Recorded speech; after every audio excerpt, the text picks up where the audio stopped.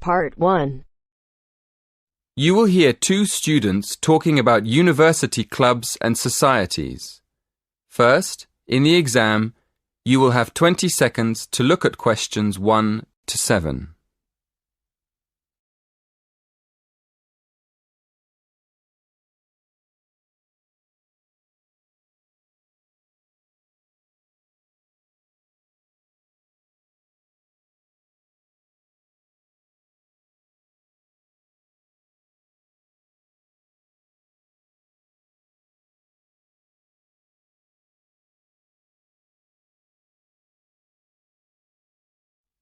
Listen carefully and answer questions 1 to 7.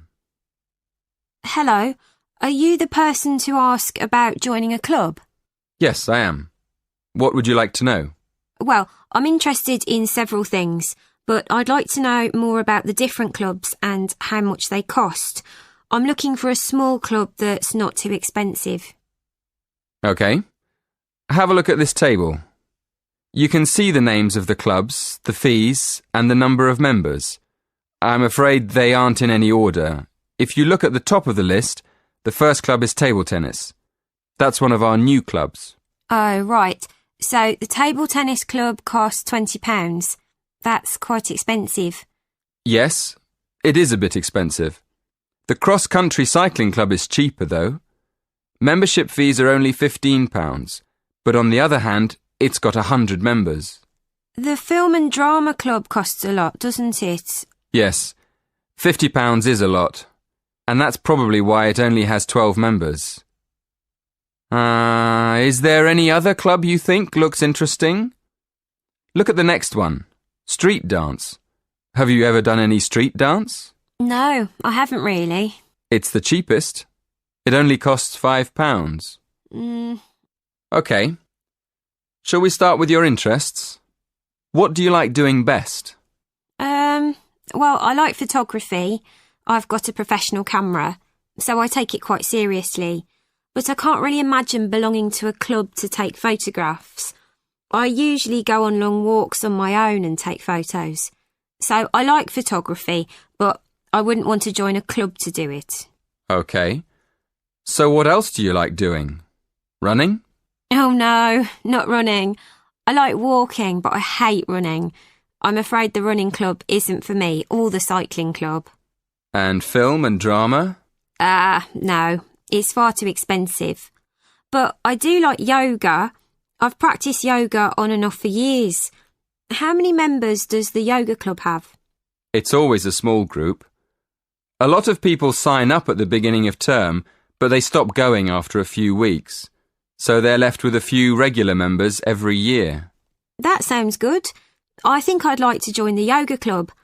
And what about the contemporary dance club? Is it expensive? Contemporary dance? No. It's not expensive. £10 for the term. Do you like dance? Well, I've never tried contemporary dance, but I do like jazz and tap dance. How often does the group meet? Before you hear the rest of the conversation, in the exam, you will have 20 seconds to look at questions 8 to 10.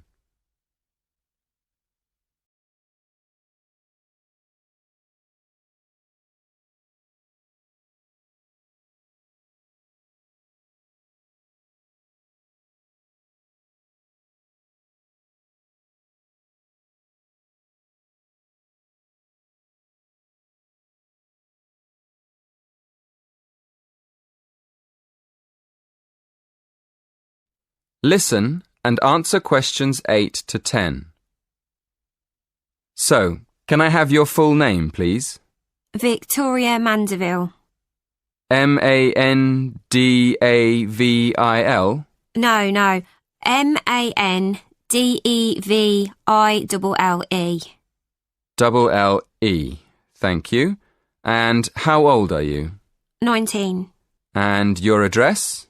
57, Bury Gardens, Atherton Park, Manchester, M46. How do you spell Bury? B-E-R-R-Y? No, it's B-U-R-Y. Right, B-U-R-Y. And do you have a contact number? Yes, my mobile is 07942 573 279. 07942 573 279. Yes, that's right. Is that all? One more thing. Do you have an email address?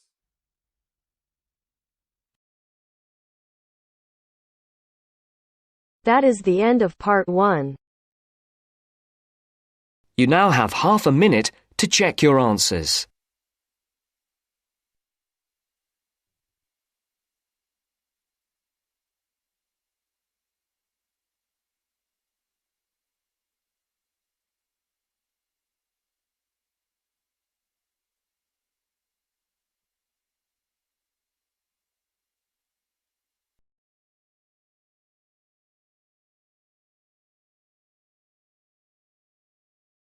Now turns to part 2. Part 2. You will hear an extract from a talk about the Scottish Highlands. First, you have 30 seconds to look at questions 11 to 18.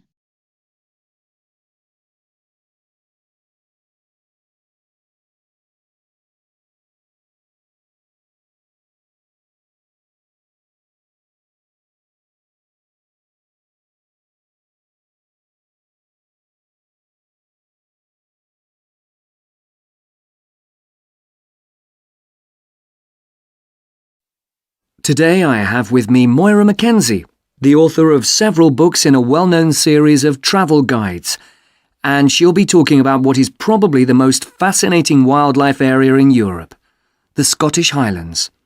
Moira. Yes, that's right. And it's a wonderful place to visit with lots to do in an area that makes up over half of Scotland. Including the 790 islands that lie scattered around the coast, it covers 39,000 square kilometres. Getting there is easy. From here in Glasgow, a good starting point is Fort William on the west coast, with regular bus and rail services linking the two. I'd recommend the train, which takes 4 hours to get there. Alternatively, you can take the Highland Line, which takes the more easterly route up to Inverness. That, in fact, is a bit quicker, taking around 3.5 hours to cover the 280 kilometres from here. There are also two main options by road. You can take either the A9 up through Stirling and Perth and then on to Inverness, or else on the west there's the A82 which runs up to Fort William and then, if you want, on to Inverness. Now, a lot of people associate the Highlands with bitterly cold weather, but in fact the region has a generally mild climate as a result of being surrounded on 3 sides by sea, particularly the warm waters of the Atlantic. At sea level in the west, for instance, the temperature ranges on average from a minimum of 1 degree centigrade in January up to 18 in July, and you can actually see palm trees growing there. Obviously, though, the temperatures will be lower inland and on higher ground.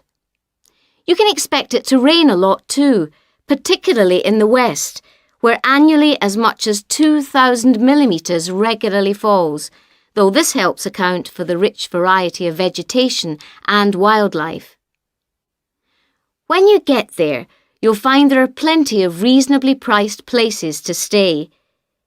In Fort William, for instance, you can find a room for the night in a small hotel or a bed and breakfast for just £25, or for £28 to £30 in Inverness. It's probably a good idea to book ahead though, especially in the summer months.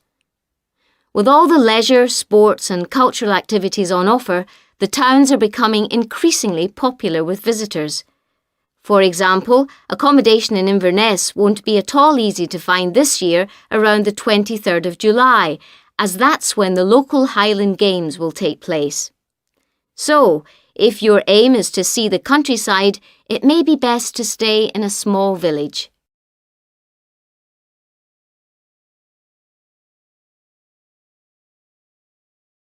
Now you have some time to look at questions 19 and 20.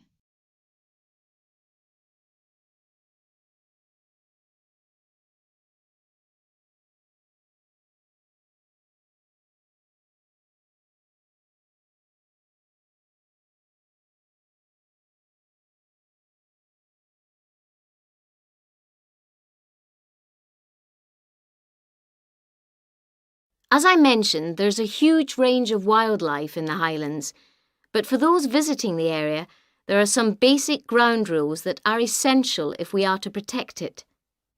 Firstly, you should make every effort not to disturb birds and animals, and one way of doing this is to blend in with your surroundings, for instance by avoiding brightly coloured garments such as orange anoraks. To see wildlife clearly, it's best to use binoculars, keeping your distance. This is particularly important during the breeding season. Wherever possible, use a hide so that they are less likely to detect your presence. Surprising though it may seem, visitors are advised to use their cars where no purpose-built hides are available, as people are apparently less likely to startle animals if they stay inside their vehicles. You may even find that creatures come up close to where you're parked, in which case, wait until they've gone before you move off. It should really go without saying that it's essential to be as quiet as possible, though sadly some people need reminding of this. Oh, and one other thing. Wild animals and pets don't mix, so please leave your dog at home or at least somewhere he or she can't chase the wildlife or damage their habitat.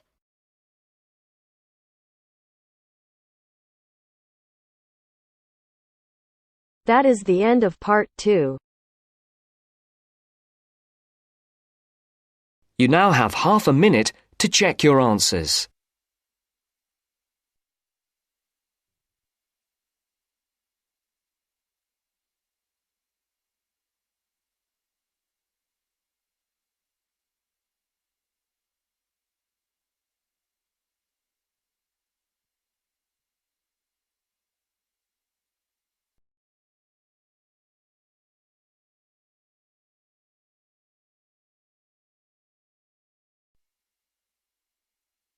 Now turns to part 3. Part 3. You are going to hear a conversation between a student and a tutor. First, you have some time to look at questions 21 to 25.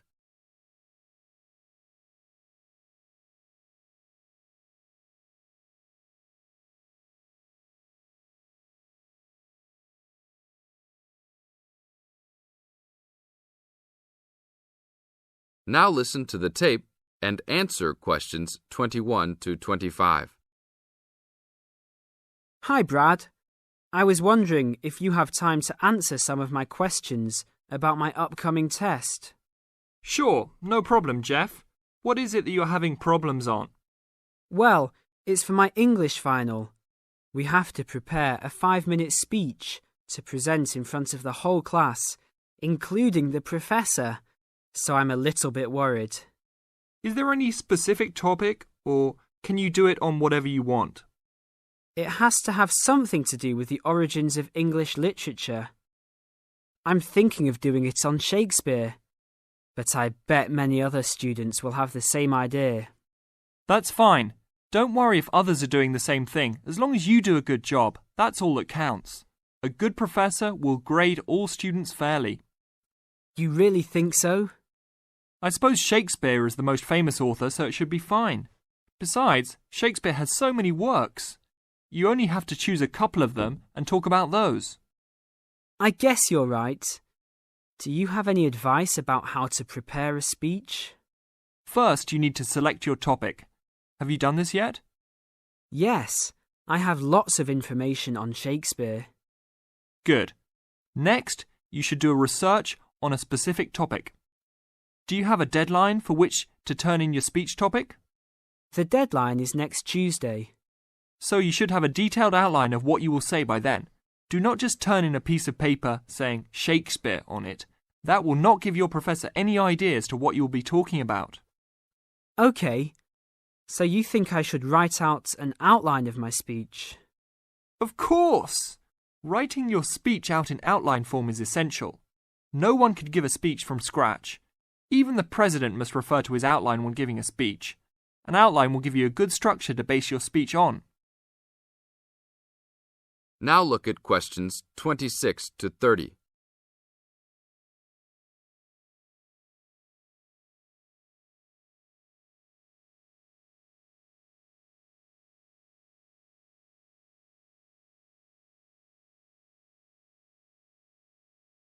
Now listen to the tape and answer questions 26 to 30. That's true. I was thinking that I would do an outline last, after I figured everything out. But I think your idea is better. What should I do after I have an outline prepared? You should then write the speech out, word for word, what you're going to say. This is so you'll have a firm idea of what you will say.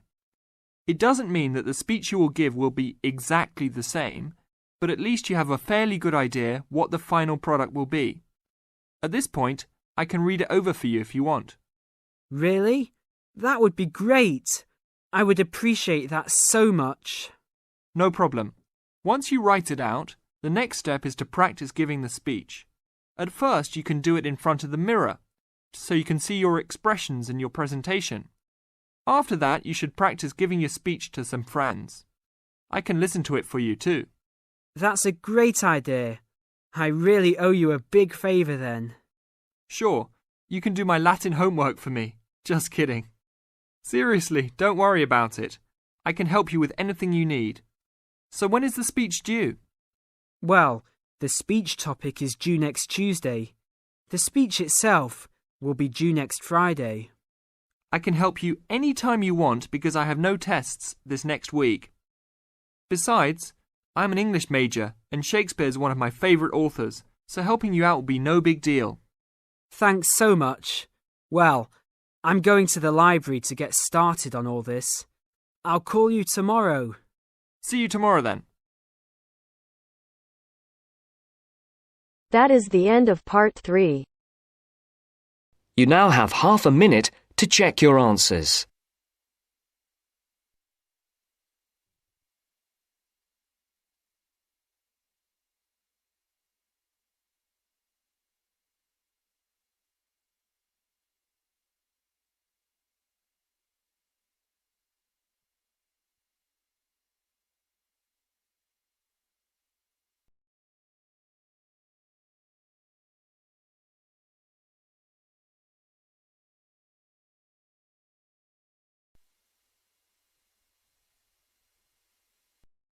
Now turns to part 4. Part 4. You will hear a lecture about the Inuit Eskimos of Alaska and Canada. First, you have some time to look at questions 31 to 40.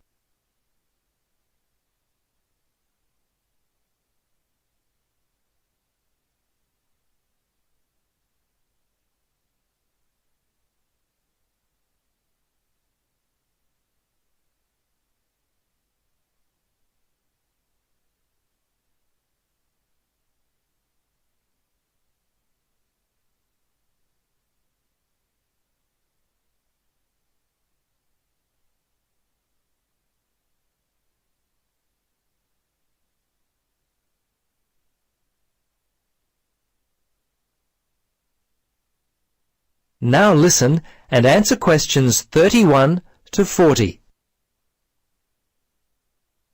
Good afternoon. In our lecture today, we will continue our study of people who inhabit the northernmost regions of the world. Our focus will be on the native inhabitants of Alaska and Canada, the Inuit Eskimos. They have been called the native inhabitants, as the Inuit were the people who had most recently migrated across the gap between Alaska and Siberia. Distinctly Asian in origin, the Inuit, which is literally translated the people in their native language, developed their civilization in what is now the Bering Sea region about 1,000 years ago. Their culture spread eastward and is called the Thule culture, after the place in northern Greenland where archaeologists first discovered it. The first Europeans to meet Inuit people were Norse settlers in what is now northern Newfoundland, Canada. These settlers lived there for a short time around 1000 AD. Approximately 500 years later, beginning in the 1500s, European whalers, fishing crews, and explorers met many Inuit along the coast of Labrador. Russians and other Europeans first met Alaskan Inuit in the 1700s. 100 years later, in the mid-1800s, whalers began to hunt in the Arctic. Some Inuit were employed by whalers and traded with them during that time. Perhaps one of the most interesting aspects of the Inuit is how they were able to survive and grow in such a harsh Arctic environment. Firstly, and not surprisingly, their homes were well adapted to the freezing conditions. They lived in predominantly two types of housing that would keep them warm. In the cold summer, they would live in tents that were made from the skin of the animals they had hunted for food, and they also traveled in boats. These were called umiaks by the natives. In the winter, they would live in houses made of sod, and when on hunting trips, they would commute by dog sled and build temporary houses made from ice. These igloos, which is the Inuit word for house, were uniquely made with a sharp blade carved out of walrus tusk. They would cut large blocks of hard-packed snow, about 3 meters wide, out of the ground. The blocks would then be used to build a 6-meter dome over a wide, shallow hole. Within 1 or 2 hours, an igloo up to 10 meters in length could be built. It was weatherproof and large enough to house an entire family.